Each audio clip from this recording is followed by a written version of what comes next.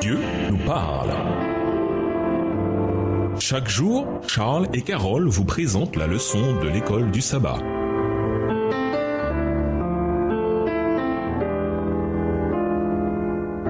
Bienvenue dans votre émission Dieu nous parle. Nous voilà au vendredi 9 septembre. Pour aller plus loin, nous vous invitons à lire le psaume 77, verset 20, Osée 11, verset 4, 2 Corinthiens 5, les versets 11 à 21, ainsi que dans le livre Le ministère de la guérison, les chapitres Enseigner et guérir aux pages 115 à 120 et Viatique de la vie journalière, pages 405-406, ainsi que le livre Les paraboles de Jésus, les chapitres Cet homme accueille les gens de mauvaise vie, les pages 155 à 166, et le chapitre Dans les chemins et le long des haies, les pages 185 à 201. Un certain jeune homme aimait le Seigneur et voulait parler aux autres de Jésus. Éloquent, charismatique, c'était un témoin puissant. Les gens aimaient l'entendre, mais il y avait un problème. Il avait toujours peur de demander aux gens de s'engager avec Jésus. Cela surprenait les autres membres d'Église, car par ailleurs, il semblait si hardi pour le Seigneur, tellement enthousiaste pour parler ouvertement de sa foi. Finalement, quand on lui posa la question, il donna l'argument que nous avons vu dans l'étude de mercredi. Ce n'était pas son don. Il aimait semer, il laissait aux autres le soin de récolter.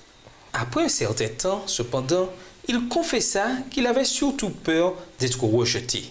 Il se sentait toujours insignifiant en tant que témoin pour le Seigneur, ce qui est une bonne chose. Et il avait peur que les gens ne s'engagent pas pour Jésus s'il le leur demandait.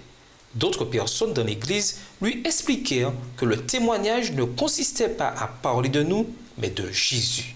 Nous serons toujours des témoins imparfaits. Nous pouvons certes être pour les autres des témoins pour Jésus, dans la prière et avec amour, mais nous ne pouvons pas jouer le rôle du Saint-Esprit. Lui seul peut donner la conviction et la conversion.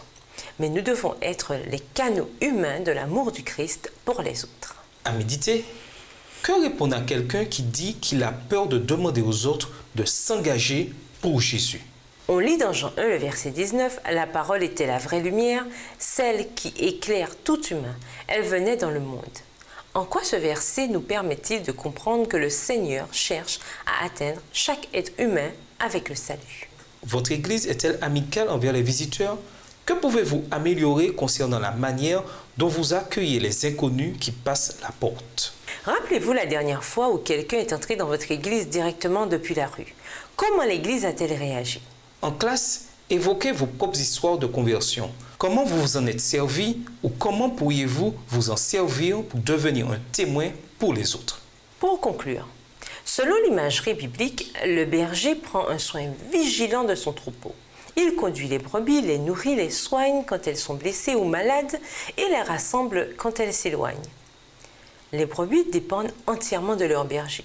En tant que chrétiens, c'est par l'étude de la Bible et la prière que nous pouvons connaître intimement notre berger.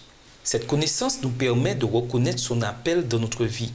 Bien que certaines personnes choisissent de ne pas donner suite à cet appel, notre berger, dans son amour persévérant, n'abandonne pas. Il continue de chercher ses brebis perdues le long des routes et des chemins.